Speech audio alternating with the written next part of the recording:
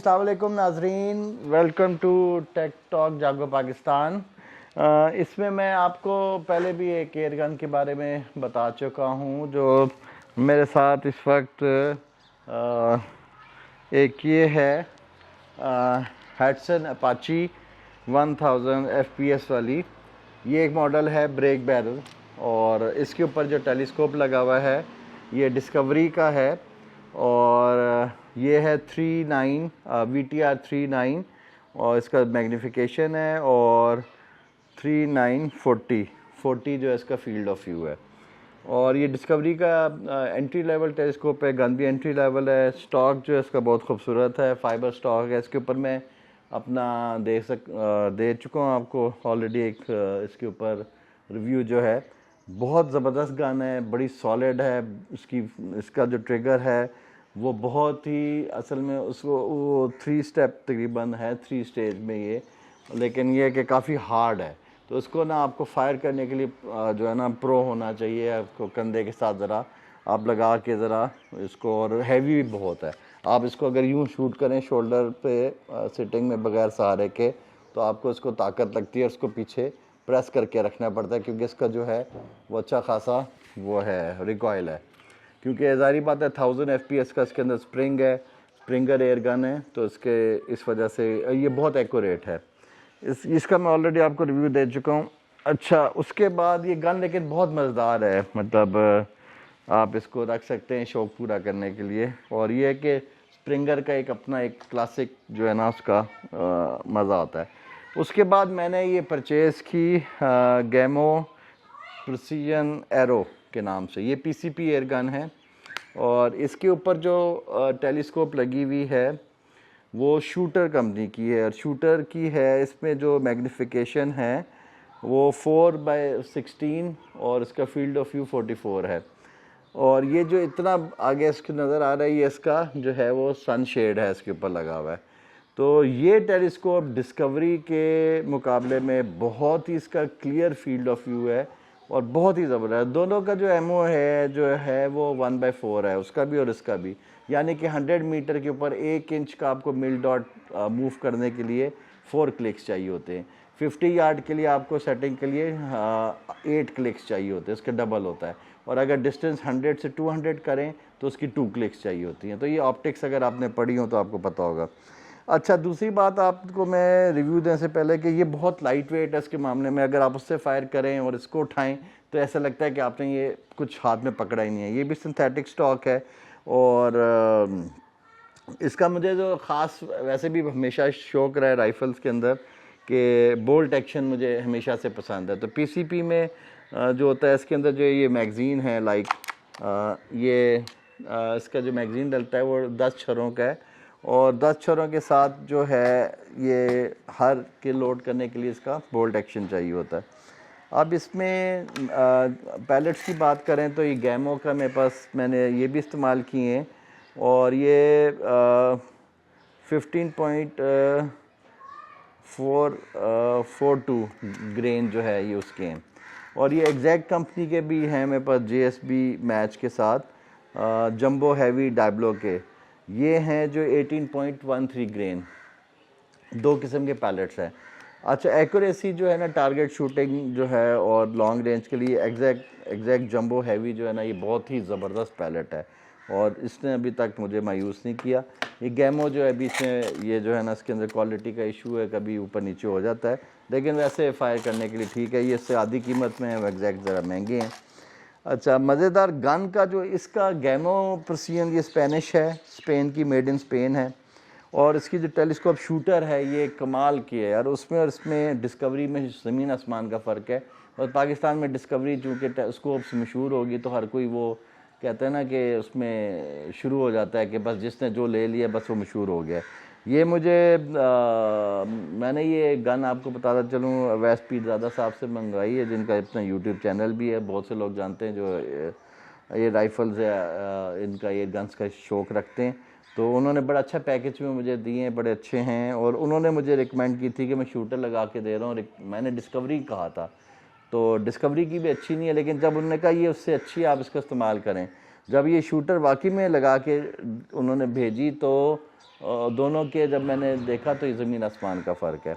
फिर दूसरी बात ये है कि आप देखें कि इसको ये दोनों जो एंट्री लेवल स्कोप्स हैं और दोनों के अंदर मसला ये है कि ये सेकेंडरी जो है ना सेकंड फोकल प्लेन के ऊपर काम करती हैं। अब आपने अगर ऑप्टिक्स पढ़ी हुई हैं या ऑप्टिकल लेंसेज के बारे में आपको पता है तो फर्स्ट फोकल प्लेन होता है और सेकंड फोकल प्लेन होता है।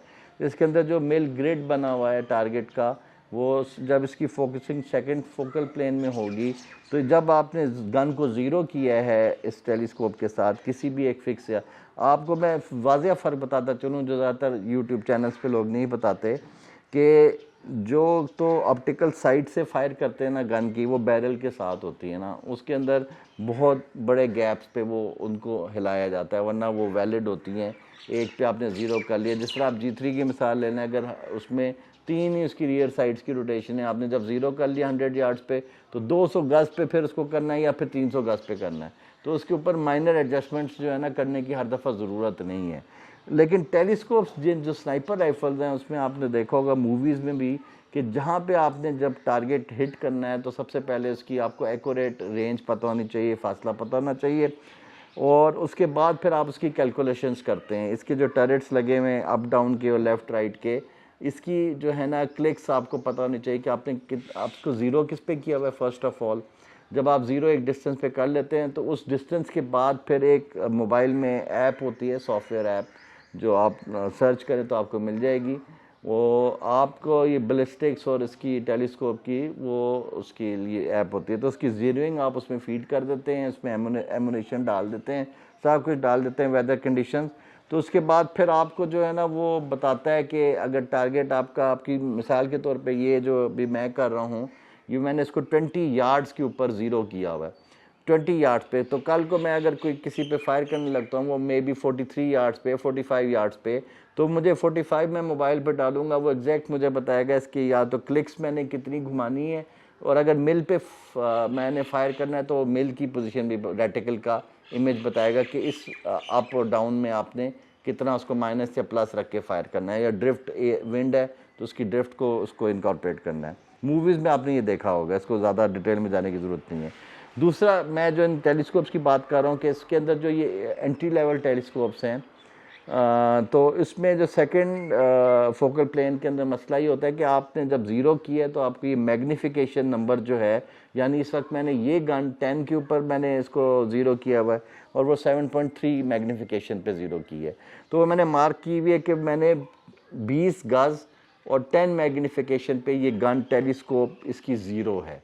अगर मैं इसकी मैग्नीफिकेशन यहाँ से हिलाऊंगा तो मेरी 20 जो यार्ड्स पे भी इवन जो है वो गन आउट हो जाएगी ज़ीरोइंग से, क्योंकि इस सेकंड फोकल प्लेन है, ये जब उसका जो ग्रिड है उसको एक जगह रखती है लेकिन आपकी इमेज को है, दूर की इमेज को वो करीब ले आती है, तो उससे आपकी जो ज़ीरोइंग होती है वो उसका फ़र्क आ जाता है।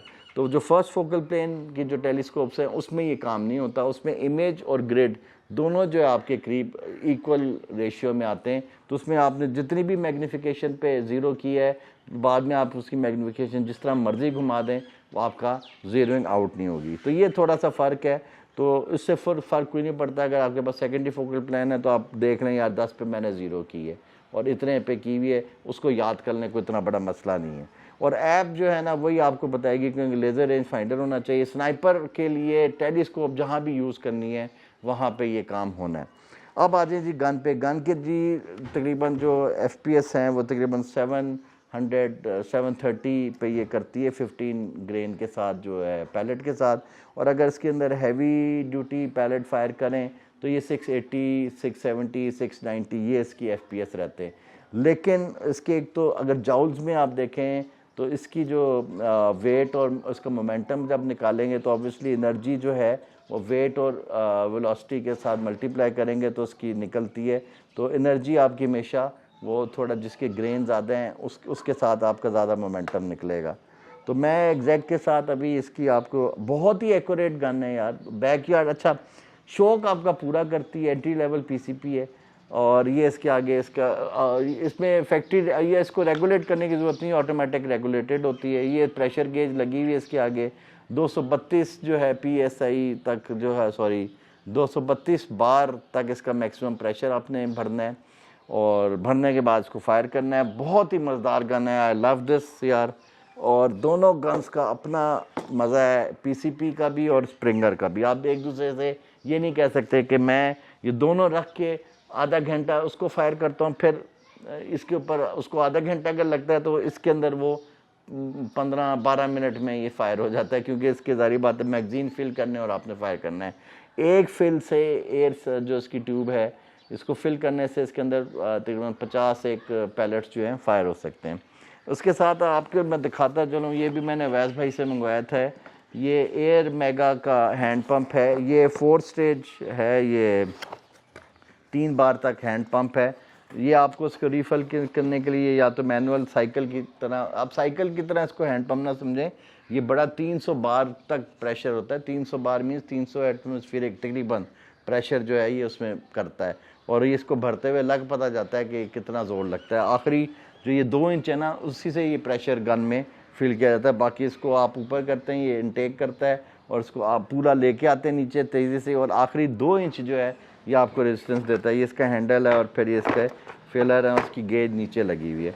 तो एक तो ये मेरे पास है हैंड पंप, बहुत ही अच्छा है, एयर मेगा का 4 स्टेज पंप, और इसके अंदर वो ह्यूमिडिटी का फ़िल्टर भी होता है ताकि आपके गन में एयर के साथ ह्यूमिडिटी ना जाए।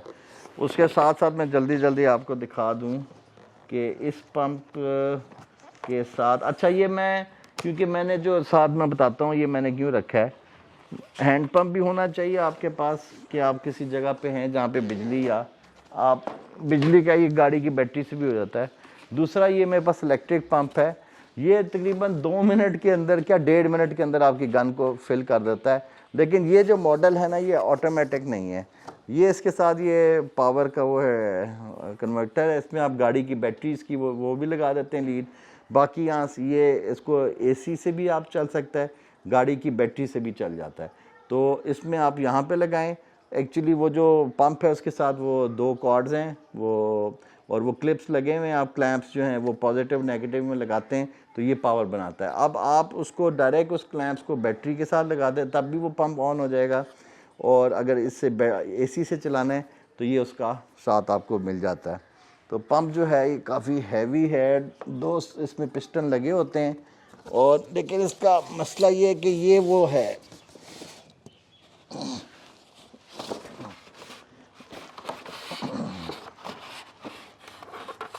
ये जो है ना ऑटोमेटिक नहीं है कि ये ऑटो ऑफ हो सके, तो इसको आपने अनमॉनिटर्ड कभी नहीं छोड़ना।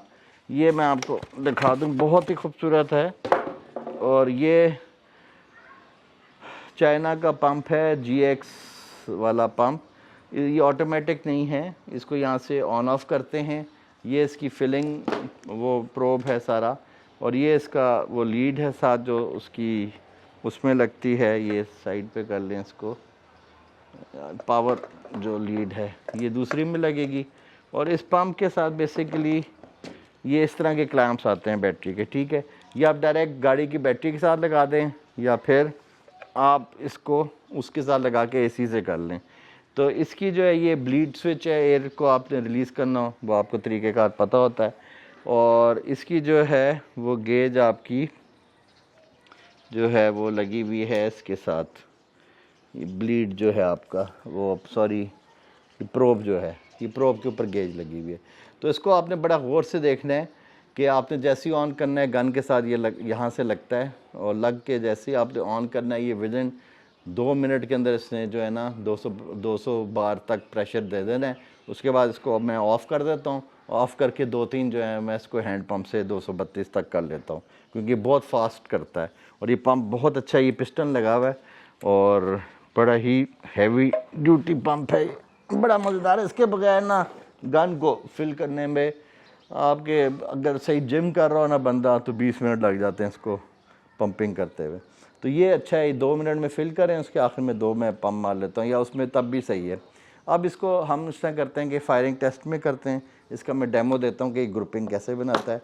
अगर कोई ऊपर नीचे गलती हुई तो मेरी ह्यूमन एरर हो सकता है। गन बहुत एक्यूरेट है, इसमें बहुत ज़्यादा इसको फायर किया है और सही शौक पूरा करता है, बहुत ही अच्छा ये गन है। बेसिकली इसकी इफ़ेक्टिव रेंज है 25 metres, maximum 35 metres target shooting के लिए। वैसे आप इससे जो है ना 35 मीटर देखें, 20 गज का मतलब ये है कि 60 फुट है।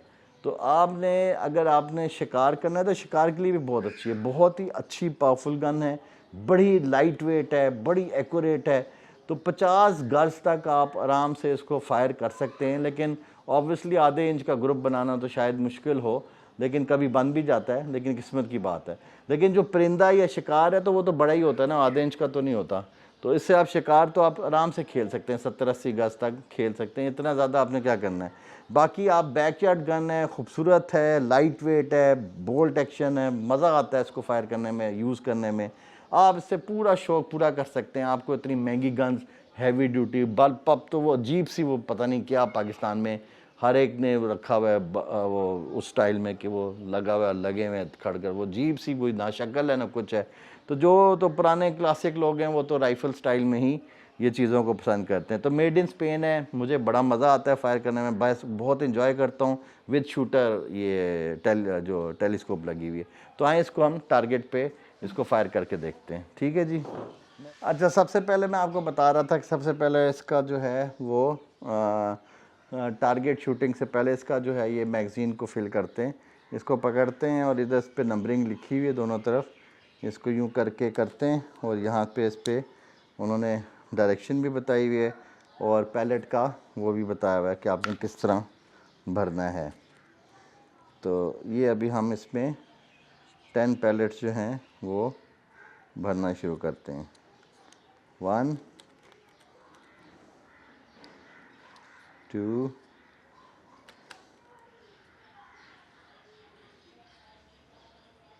3 4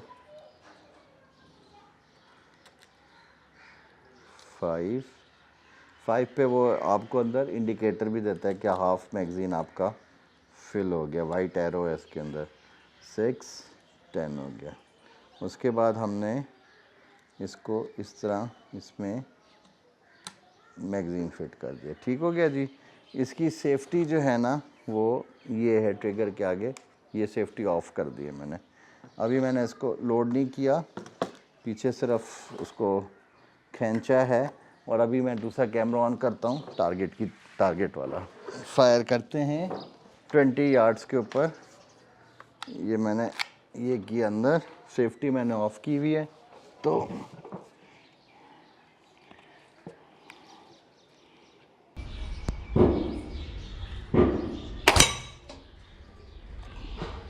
ये वार्म अप शॉट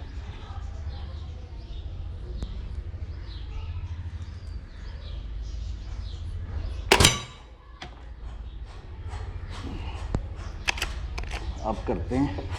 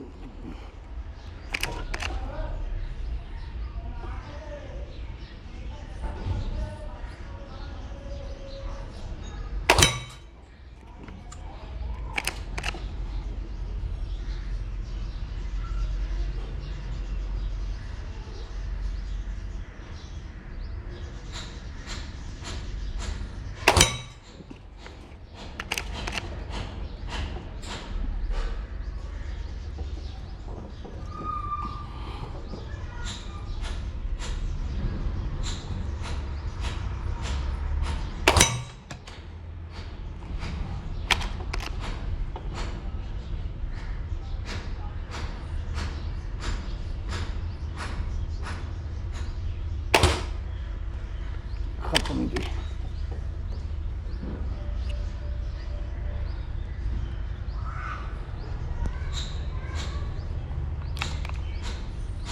ये मैगज़ीन हम अनलोड कर दी। चले जी, ये सेफ्टी ऑफ। अब अगला जो है इसमें